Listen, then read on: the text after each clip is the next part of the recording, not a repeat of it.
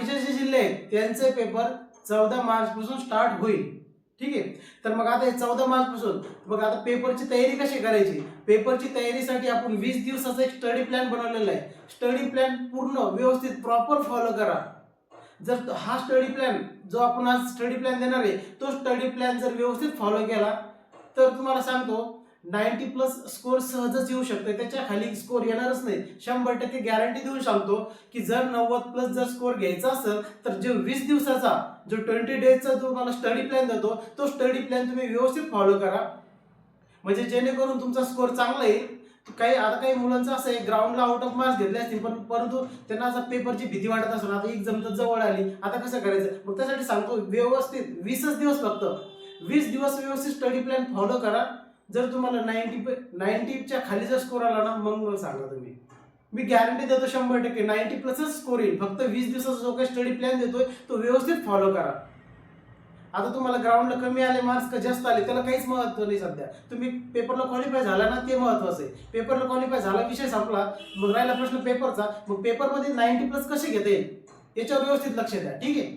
तर चला आपण स्टडी प्लॅन बघू. 20 दिवसाचा स्टडी प्लॅन असणार आहे पेपरसाठी. पेपरचा 20 दिवस अगोदर. आता 20 दिवसाच्या अगोदर काय करायचंय तर दररोज तुम्हाला कमीत कमी ना 7 ते 8 तास अभ्यास करावा लागणार. कमीत कमी सांगतोय. 9-10 तास करसाल तर ठीकच आहे. परंतु साधारणतः 7 ते 8 तास जरी तुम्ही 20 दिवस अभ्यास केला तरी सफिशियंट आहे. ठीक आहे. दररोज तुम्हाला 7 ते 8 तास अभ्यास करावा लागणार आहे आणि 3 दिवस एक्स्ट्रा घ्यावा लागणार आहे. कारण काय होतं माहिती का ज्यावेळेस आपण 20 दिवसाचा स्टडी प्लॅन करतो ना तर प्रॉपर 20 दिवसाचा स्टडी प्लॅन होईलच का फॉलो होईलच का याची गॅरंटी नसते. 1-2 दिवस काही ना काही काम निघतेच अर्जंट. एकदम काही ना काही अर्जंट काम निघतंय. मग त्याच्यासाठी 3 दिवस एक्स्ट्रा पकडायचे. 3 दिवस एक्स्ट्रा ठेवायचे म्हणजे 23 दिवस ठेवायचे जवळपास. तर ठीक आहे 23 दिवस एक्स्ट्रा ठेवायचे म्हणजे एखादा दिवस एक शक्यतो दिवस जाऊ द्यायचाच नाही. चुकून एखादा 2 दिवस गेला तर गेला. हार्डली एखादा दिवस जाऊ द्यायचा. व्यवस्थित प्लॅन फॉलो करायचा. ठीक आहे. मग 3 दिवस एक्स्ट्रा घ्यायचे. 20 दिवसाचा स्टडी प्लॅन आहे. तर काय करायचं माहिती आहे का लक्ष द्या. कॅमेरा दिसतंय ना व्यवस्थित. हा ठीक आहे. तर लक्ष द्या मित्र. तर दररोज तुम्हाला डेली एक टेस्ट सोडवायची म्हणजे सोडवायची. कोणत्या हालतीत एक टेस्ट तुम्हाला आहे ना सोडवावीच लागणार. सॉल्व्ह करावीच लागणार. एक टेस्ट दररोज टाइम लावून एक टेस्ट तुम्हाला सॉल्व्ह करावीच लागणार आणि तेच टेस्ट सॉल्व्ह करायची. हे झालं फर्स्ट. त्याच्यानंतर सेकंड काय माहिती आहे का की तुमचा जो काही सिलेबस आहे तो सिलेबस तुम्हाला पूर्ण करायचा. आता सिलेबस कोणता ते सांगतो तुम्हाला. वेट करा थोडं. तर पहिले एक गोष्ट हे न विसरता डेली तुम्हाला एक टेस्ट सोडवावीच लागणार. दररोज 20 दिवसात 20 टेस्ट तुमच्या झाल्याच पाहिजे. ठीक आहे. कंपल्सरी मस्ट आहे. ठीक आहे. त्याच्यानंतर दुसरं आहे तुमचा सिलेबस. आता सिलेबस पूर्ण करायचा. मग सिलेबस काय सिलेबस तर काय मराठी ग्रामर, मॅथ रिझनिंग आणि जीएस. ठीक आहे. हा तुमचा सिलेबस. आता अनालिसिस. आता अनालिसिस काय करायचं माहिती आहे का जे तुम्ही क्वेश्चन पेपर सोडवायचा आहे. समजा तुम्ही 100 मार्काचा क्वेश्चन पेपर सोडवत आहे आणि तुमचे त्याच्यात 88 किंवा 90 मार्क तुमचे बरोबर येतात. मग राहिलेले बाकीचे प्रश्न बाकीचे जे 12 किंवा 10 किंवा 12 जे काही क्वेश्चन चुकतात. ठीक आहे. कोणाचे 10-12 चुकतील, कोणाचे 15-20 क्वेश्चन चुकतील. तर व्यवस्थित लक्ष द्या. परत सांगतो व्यवस्थित लक्ष द्या की जर तुमचे 10-12 किंवा 15-20 क्वेश्चन चुकत असतील, कोणाला 70 स्कोर येत असेल, कोणाला 75 स्कोर येत असेल, मग राहिलेले जे क्वेश्चन आहे 20-25 जे काही असतील ते चुकलेले क्वेश्चन सांगतोय. परत व्यवस्थित लक्ष द्या. जे काही तुमचे चुकलेले क्वेश्चन आहेत ते चुकलेले क्वेश्चन त्या चुकलेल्या क्वेश्चनचं अनालिसिस तुम्हाला करायचं. समजलं का तुम्हाला अनालिसिस म्हणजे काय. आता अनालिसिस म्हणजे काय ते समजलंय का. व्यवस्थित लक्ष द्या की जो क्वेश्चन पेपर तुम्ही सॉल्व्ह करताय त्या क्वेश्चन पेपर मध्ये जे क्वेश्चन तुमचे रॉंग आले चुकलेत, जे प्रश्न तुमचे चुकलेत त्या प्रश्नाचं तुम्हाला व्यवस्थित अनालिसिस करायचंय आणि अनालिसिस करताना ते प्रश्न कोणत्या टॉपिक वरचे ते पाहायचे. ठीक आहे. आता समजा की तुम्ही पेपर टेस्ट सोडवला. टेस्ट मध्ये तुमचे 5 क्वेश्चन मराठीचे चुकलेत. मग 5 क्वेश्चन जर तुमचे मराठीचे चुकलेत तर ते 5 क्वेश्चन कोणत्या टॉपिकचे आहेत ते बघायचं पहिलं. ठीक आहे. व्यवस्थित करा. जे 5 क्वेश्चन चुकलेत ते कोणत्या टॉपिकचे आहेत ते बघा आणि त्या टॉपिक मध्ये जायचं. तो टॉपिक पूर्ण क्लिअर करायचा. समजलं का तुम्हाला की जे क्वेश्चन चुकलेत त्या टॉपिक वर जायचं. तो टॉपिक व्यवस्थित पूर्णच क्लिअर करून टाकायचा तो टॉपिक. म्हणजे 5 टॉपिक तुमचे तिथलचे क्लिअर झाले. ठीक आहे. राहिला प्रश्न जर समजा कोणाचे मॅथचे चुकले असतील, ठीक आहे. मग मॅथचे जर क्वेश्चन चुकले तर मॅथचे क्वेश्चन कोणत्या टॉपिकवर होते ते टॉपिक काढायचा. ते किती एक क्वेश्चन चुको, दोन चुको, तीन, कोणतेही किती क्वेश्चन रॉंग येऊ द्या, तर पहिले तुम्हाला त्या टॉपिक मध्ये जायचं. टॉपिक मध्ये गेल्याच्या नंतर तो टॉपिक पूर्णच क्लिअर करून टाकायचा, पूर्ण ए टू झेड, स्टार्टिंग पासून एंडिंग पर्यंत पूर्ण टॉपिक क्लिअर करायचा. म्हणजे असं करून तुमचं मॅथचे जे काही वीक पहिल्या टेस्ट सांगू फक्त तुम्ही पहिल्या टेस्टला असं करू राहिले, म्हणजे तुम्हाला टोटल टेस्टला असंच करणार आहे, अशीच पद्धत करणार आहे. मग त्याच्यानंतर तुमचं जर मॅथचे चुकले ते क्वेश्चन तुम्ही क्लिअर करणार. मग रिजनिंगचे जर चुकले तर रिजनिंगचं पण तसंच, रिजनिंगचं कोणत्या टॉपिक मधला कोणता क्वेश्चन चुकलाय तो रिजनिंगचा तो टॉपिक ते तुम्हाला क्लिअर करायचं आहे, ते लेसन. ठीक आहे, झालं क्लिअर. मग जीएसचं काय करायचंय आता, जीएसचं तर जीएस, मग जीएसचं काय करायचं, तर जीएसचं तर स्पेसिफिक टॉपिक नसते. आता एवढं GS, political science, history, geography हे सगळं तुम्ही वाचत बसा, सगळे टॉपिक कुठं धोंडात बसाल, तेवढं नाही धोंडात बसायचं. पण जीएसचा क्वेश्चन का चुकला तर ते एकदा जीएसचा क्वेश्चन राईट कसा आहे ते बघायचं. आणि जीएस शक्यतो तुम्हाला सांगतो जीएस काय करायचं. आता परीक्षेचं 20 दिवस अगोदर काय करायचं की परीक्षेचे 20 दिवस अगोदर जेवढे काय झालेले पेपर आहे त्या पेपर मधलं फक्त जीएस वाचा, बाकी जास्त इकडे तिकडे भटकत बसू नका. मी परत रिपीट तुम्हाला ही गोष्ट सांगतोय की जेवढे अगोदरचे झालेले क्वेश्चन पेपर आहे, पोलीस भरतीचे ओरिजिनल झालेले पेपर आहे, तिच्यात जे आलेलं जीएस आहे तेच जीएस जास्तीत जास्त वाचा. कारण जीएसचे क्वेश्चन रिपीट येतात, परत सांगतो जीएसचे क्वेश्चन रिपीट येतात. त्यामुळे जीएस साठी इकडे तिकडे भटकत बसू नका. कोण नवीन पुस्तक आणलं की ते आणायचं, उकळून पाहायचं, ते व्यवस्थित वाटलं तेच वाचत बसायचं, म्हणजे तुमचा खेळ खालासच झाला समजायचा. जर तुम्ही दुसरं नवीन पुस्तक आणसाल, एखादं चांगलं दिसलं कव्हर आणायचं आणि वाचत बसायचं, म्हणजे समजा तुमचा आटपला कार्यक्रम इथं, मग तुमचा स्कोरच नाही येऊ शकत. तर त्यासाठी सांगतो नवीन कोणतंच पुस्तक वाचू नका. ठीक आहे, तर जे झालेले क्वेश्चन पेपर आहे तिच्यातलं जीएस वाचा, म्हणजे जेणेकरून तुमचा जीएसचा क्वेश्चन जाणार नाही. ठीक आहे, मग त्याच्यानंतर तर तुम्हाला हे दररोज 20 दिवस करायचे.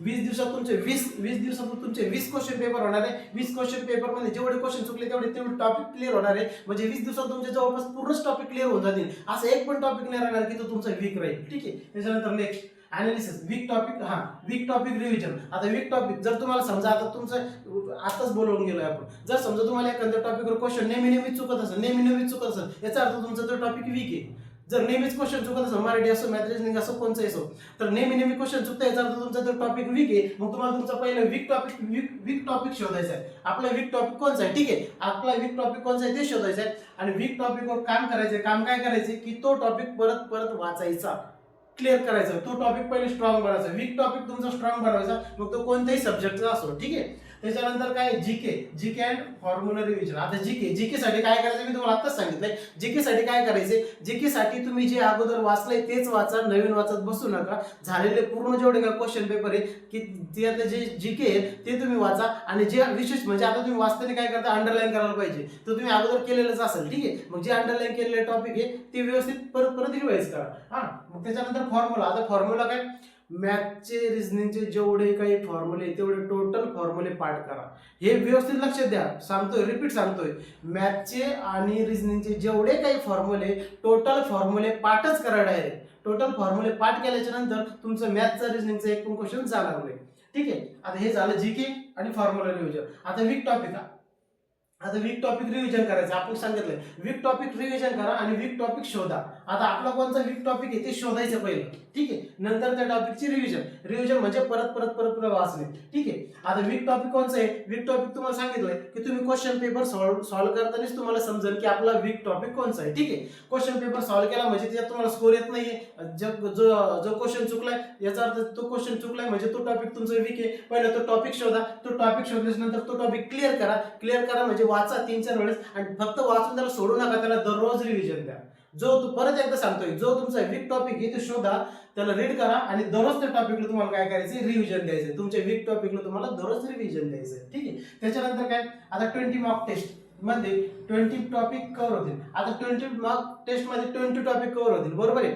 आता 20 टॉपिक नाही, हे तर 20 सांगितलंय, खूप सारे टॉपिक कव्हर होतील. ठीक आहे, आता तुमचा जर एकच प्रश्न चुकत असेल तर एकच टॉपिक कव्हर होईल. जर तुमचे जास्त प्रश्न चुकत असतील 15-20 तर तुमचे तेवढे टॉपिक कव्हर होत आहेत. ठीक आहे, मग त्याच्यासाठी तुमचं काहीच नाही राहणार बिलकुल. 20 टॉपिक मध्ये तुमचे 20 प्लस जास्तीत जास्त पूर्ण टॉपिक कव्हर होतील. ठीक आहे, 20 टेस्ट सफिशियंट आहे. 1000 टेस्ट सोडत बसू नका. आताच सांगतो, एका दिवशी 2-2, 4-4, 5-5 टेस्ट सोडवू नका. आयुष्याचं वाटोळं करून घेऊ नका. परत एकदा सांगतो, 20च टेस्ट सोडवा, जास्त टेस्ट सोडू नका आणि कमी पण नका. ठीक आहे, फक्त 20 दिवसात 20च टेस्ट सोडवा. 5-10 पण सोडू नका आणि 25-30 पण सोडू नका, 50-60 पण सोडू नका. नाहीतर काही एका दिवसात 4-4, 5-5 टेस्ट सोडून टाकसाल. आता काही काही मुलं कशी करते माहिती आहे का, की त्यांना सांगितलंय कोणातरी की टेस्ट सोडा, ठीक आहे. मग टेस्ट आणतात, एक मोठा गठ्ठा 50-60 टेस्ट आणायच्या आणि दररोज 4-5, 5-5, 6-6 टेस्ट सोडवायच्या. मग नुसत्या सोडवायच्या, सॉल्व्ह करायचं, क्वेश्चन चेक करायचे, आपलं सॉल्व्ह करायचे, मार्क्स चेक करायचे, साईडला फेकून द्यायचे, संपला विषय. मग जर तुम्ही असं करत असाल, क्वेश्चन दररोजचे 4-4, 5-5 टेस्ट सोडत असाल आणि टेस्ट चेक करून म्हणजे क्वेश्चनचं अनालिसिस न करता क्वेश्चन पेपर साईडला फेकून देत असाल, तर त्याला काहीच व्हॅल्यू नाही. आत्ताच सांगतो, तुम्ही 40-50 टेस्ट सोडून काहीच व्हॅल्यू नाही. कमी करा पण प्रॉपर करा. परत सांगतोय, कमी करा पण प्रॉपर करा. मग त्यासाठी 20 टेस्ट सोडवा, पण चुकलेला प्रत्येक प्रश्न अनालिसिस करा, कोणत्या टॉपिक मधून आलाय ते क्लिअर करा. ठीक आहे, हे झालं. त्याच्यानंतर हे नंतर बघू. चला नेक्स्ट. आता डेली टार्गेट. आता दररोज काय करायचं ते सांगतो. पहिले तुम्हाला 20 दिवसाचं काय करायचं, टेस्ट कशी सोडवायची, अनालिसिस, रिव्हिजन, टॉपिक कसे काढायचे, ते टॉपिक कसे काढायचे, शोधायचे कसे ते सांगितलं. आता डेली टार्गेटचं सांगतोय, व्यवस्थित लक्षात द्या. डेली टार्गेट काय करायचंय, तर डेली टार्गेट आता उद्या कोणता टॉपिक वाचायचा आहे. ठीक आहे, उद्या कोणता टॉपिक वाचायचा आहे ते झोपायच्या अगोदर ठरवायचं. समजा आता आपण उद्याचं आपलं नियोजन काय, नियोजन तर अगोदरच करायचं 8 तासाचं. 8 तासाचं नियोजन कसं असणार आहे की दररोज एक टेस्ट सोडायची नंतर त्याचं अनालिसिस करायचं आणि तुमचं जे सिलेबस आहे, वीक पॉईंट वगैरे आहे ते करायचं. आणि क्लास वगैरे असेल तर तुमचं ते क्लासनुसार तुम्ही वेगळं शेड्यूल बनवा. पण हे फॉलो कराच तुम्ही, 100% सांगतो. फायदा नाही झाला ना तुमचा पेपर झाल्याच्या नंतर, जर तुमचे स्कोर नाही आला ना, तर तुम्ही मला बिनधास्त फोन करा. यूट्यूबमध्ये टेलिग्रामची लिंक देतो, त्याच्यावरती कॉन्टॅक्ट नंबर आहे. जर तुम्हाला याचा फायदा नाही झाला ना, 100% सांगा. आणि फायदा झाला तरी सांगा. याचा 100% सांगतो फायदा होणारच आहे. कारण कोणत्या पण एक्झामला हे स्ट्रक्चर लागू पडतंय. पोलीस भरतीच नाही, कोणत्या पण एक्झामसाठी तुम्ही हे स्ट्रक्चर वापरू शकता आणि 100% फायदा होतोय. चला नेक्स्ट. उद्या कोणता टॉपिक वाचायचा आहे ते झोपायच्या अगोदर ठरवायचं. म्हणजे तुम्ही आज संध्याकाळी झोपणार आहे तर झोपायच्या अगोदरच ठरवायचं आपलं उद्या कोणता टॉपिक वाचायचा आहे. ठीक आहे. त्याच्यानंतर मॅथ अँड रिझनिंगची डेली प्रॅक्टिस. आता दररोज 1 तास तुम्ही 7-8 तास अभ्यास करता ना, दररोज 1 तास मॅथची आणि 1 तास रिझनिंगची प्रॅक्टिस करायची. दररोज 20 दिवसात 20 टॉपिक कव्हर करायचे. दररोज एक टॉपिक घ्यायचा. म्हणजे आता बघा, आता मॅथमध्ये रिझनिंगमध्ये तुमची कशी प्रॅक्टिस होईल. दररोज मॅथचे 1 तास घेताय आणि तर क्वेश्चन पेपरमध्ये तुमचे जर 5 मार्क्स चुकू राहिले तर इथं पण तुम्ही 5 टॉपिक कव्हर करू राहिले. म्हणजे हा टॉपिक तुमचा परत इथं रिव्हिजन होऊ राहिला.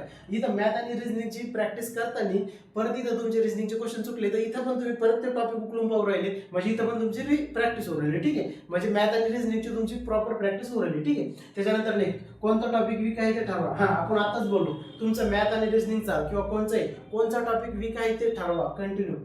करंट अफेअर्स मंथली वाचायचे. ठीक आहे. आता मंथली जे काही ज्यांच्याकडे करंट अफेअर कोणतं वाचायचं. आता शक्यतो पोलीस भरतीमध्ये काय करते माहिती का, जास्त मागचं नाही विचारत, हे मागच्या 4-5 महिन्याचेच क्वेश्चन विचारतात. तर मागच्या 4-5 महिन्याचे क्वेश्चन जे काही करंट मासिक आहेत ना, शक्यतो ते आणा. जे एमपीसी केलेले मुलं आहेत ना, एमपीसी करणारे जे काही मुलं आहेत ना, त्यांचे मासिक आणा आणि पूर्ण मासिक नका वाचत बसू. परत सांगतो ना, पूर्ण मासिक वाचत बसाल, वाटोळं होईल तुमचं, माझ्या नावानं दांगोडा करसाल.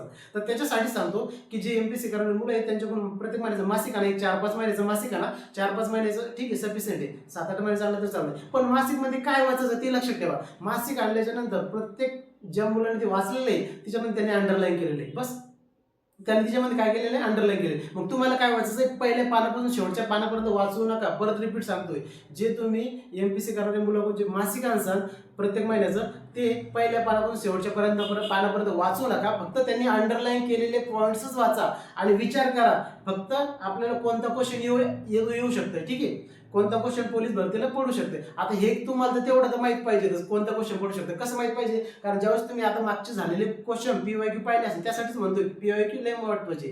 तुम्ही मागचे जे काही झालेले क्वेश्चन पेपर पाहिले असेल तर त्याच्यात तुम्हाला माहित असेल की करंट कसं येतंय, करंटचे क्वेश्चन कसे येतात. मग त्याच हिशोबानं त्याच उद्देशानं तसं ठरवून तुम्ही फक्त ते मासिक मधले फक्त 1 लाइनर क्वेश्चन वाचा. परत सांगतो 1 लाइनर वाचा, फक्त अंडरलाईन केलेले वाचा. पूर्ण वाचत बसू नका, टाइम घालवू नका. ठीक आहे, म्हणजे एका दिवसात एक मासिक, एका दिवसात एका तासात एक मासिक संपलं पाहिजे. बस एका तासात संपवायचे तुम्हाला. मग दररोज एका तासात एक मासिक संपवायचं. 6-7 महिन्याचे मासिक आणा, त्याच्यातले फक्त अंडरलाईन केलेले मुद्दे वाचा. पोरांनी जे अंडरलाईन करून ठेवलेले ते अंडरलाईन केलेले वाचा. एका तासातच संपलं पाहिजे. एका तासाच्या वर त्याला टाइमच नाही देता आला पाहिजे. एका तास कोणत्या संपलंच पाहिजे. अशाच पद्धतीने वाचा ना, द्यासन दिवसभर आणि दररोज वाचत बसाल तर त्याला तुम्हाला स्कोर येणार नाही. जेवढं सांगतो तेवढंच करा, प्रॉपर करा. ठीक आहे. तर त्याच्यामुळे काय होईल, 6-7 महिन्याच्या मासिक आणल्याच्या नंतर तुमचा दररोज 1 तास अंडरलाईन केलं तर तुमचा GK 100% कव्हर होऊन जाईल त्याच्यात. ठीक आहे. तर त्याच्यानंतर नेक्स्ट स्पेसिफिक स्पेसिफिक टॉपिक. आता वाचताना कोणते पण टॉपिक नका वाचू की ज्याच्यावरती क्वेश्चन आलेले तेच टॉपिक वाचा. ठीक आहे. त्याच्यानंतर नेक्स्ट टेबल आणि फॉर्म्युला. मी तुम्हाला आत्ताच सांगत आहे, फॉर्म्युले पाठच करा. मॅथचे जेवढे काही जो क्वेश्चन मॅथमध्ये आलेला आहे ना, तो क्वेश्चन चुकलाय ना, त्याचा चुकला नाही, चुकलेले क्वेश्चन तर कराच, पण टोटल क्वेश्चनचे फॉर्म्युले पाठ करा. फॉर्म्युले पाठ केले म्हणजे तुमचं तिथे आहे ना, तुम्ही अडकणार नाही रे. मेन म्हणजे तुम्ही तिथं अडकणार नाही. फॉर्म्युला माहीत असणार, लगेच मॅथचा क्वेश्चन सुटून जाते, लगेच सॉल्व्ह होऊन जाते. तर ठीक आहे. तर त्यासाठी टेबल आणि फॉर्म्युला पाहिजे. आता टेबल कोणचे ते पुढचं हे बघा. आता नेक्स्ट चला इकडे टेबल 1 ते 30 पर्यंत टेबल. आता काय करायचंय, 1 ते 30 टेबल हे मस्ट आहे, करावंच लागणार आहे, याच्याशिवाय तुम्हाला पर्यायच नाही. त्यामुळे निष्काळजीपणा अजिबात करायचं नाही, ही तुम्हाला करावंच लागणार आहे. 1 ते 30 पर्यंत टेबल तुम्हाला पाठ करावेच लागणार आहे. कोणत्या हालतीत, काय सांगतोय, कोणत्या हालतीत तुम्हाला ते पाठ करावंच लागणार आहे. 20 ते 30 पर्यंत टेबल. जर तुम्हाला स्कोर 90+, मी तर 90+ आरामशी सांगितलं, जर 95+ सहज मिळू शकतात. जर 90+ जर स्कोर घ्यायचा असेल तर हे करावंच लागणार आहे, मस्ट आहे. 1 ते 30 पर्यंत टेबल पाठ करावंच लागणार आहे. त्याच्यानंतरचं स्क्वेअर म्हणजे वर्ग. 1 ते 30 पर्यंत वर्ग पाठ करावंच लागणार आहे, कंपल्सरी आहे. 1 ते 30 पर्यंत पाढे टेबल आणि पाढे, आणि 1 ते 30 पर्यंत वर्ग, आणि 1 ते 20 पर्यंत क्यूब. 1 ते 30 पर्यंत तुमचे घन पाढे, 1 ते 30 पर्यंत पाढे, 1 ते 30 पर्यंत वर्ग, आणि 1 ते 20 पर्यंत वर्ग घनमूळ. वर्ग आणि घनमूळ घन. ठीक आहे. लक्षात ठेवा, ही तिन्ही गोष्टी तुम्हाला करावीच लागणार आहे. कारण याच्यावरती जर तुम्ही नाही काम केलं तर तुमचे 5 मार्क्स हातातून गेले म्हणून समजायचे. आत्ताच सांगतोय, परत सांगतोय, रिपीट सांगतोय की जर तुम्ही हे केलं नाही तर तुमचे 5 मार्क्स हातातून गेले म्हणून समजायचं. आणि ज्या वेळेस तुमचा एका मार्काने फायनल मेरिटमध्ये रिझल्ट जाईल तर त्यावेळेस मग बोंबलत बसाल. ठीक आहे. त्यावेळेस मग मोठं रडत बसाल, काही पर्याय नाही राहणार. तर त्याच्यासाठीच सांगतोय, जीवावर येऊ दे नका, आत्ताच करा, प्रॉपर करा. 1 ते 30 पर्यंत पाठच करा. पाठ करताना दररोज एक जरी केला तरी ठीक आहे. ठीक आहे. एका दिवसात नका करू, एका दिवसात होत नाही ना, ठीक आहे, दररोज एक करा. पण दररोज एक करताना काय करा की समजा आज तुम्ही जे आता साधारणतः पोलीस भरती करणं म्हणजे 10 पर्यंत तर पाठच असते. मग राहिला प्रश्न किती, 20. मग 20च पाठ करायचे. मग आज काय करा, आज तुम्ही 11चं सोपं आहे. आता 12चं जर आज पाठ केला तर उद्या 13चं करतात. पण 13चा पाठ करताना अगोदरचा 12चा त्याला रिव्हिजन करायचे. मग परवा दिवशी 14चा करतात तर अगोदरचे 2 पाठ केले त्याला परत रिव्हिजन करायची. मग त्याच्यानंतर परत पाठ करतात तर अगोदरचे जे 3 पाठ केलेले आहे त्याला परत रिव्हिजन करायची. मग जेव्हा 5वा पाठ करतात त्यावेळेस अगोदरचे जे 4 पाठ केलेले आहे त्याला परत रिव्हिजन. म्हणजे जे अगोदरचे पाढे, वर्गमूळ पाठ केलेले त्याला रिव्हिजन दररोज द्यायची. परत रिपीट सांगतो, याला जे पाठ करतात त्याला दररोज रिव्हिजन द्यायची. वर्ग आणि घन हे पण पाठ करताना ना दररोज रिव्हिजन द्या. एक कठीण पाठ करू, एका दिवसात तुमचं दिमागच हँग होऊन जाईल. एका दिवसात मग परत माणसं नाही होत त्याचा सोडून एका दिवसात नका पाठ करू,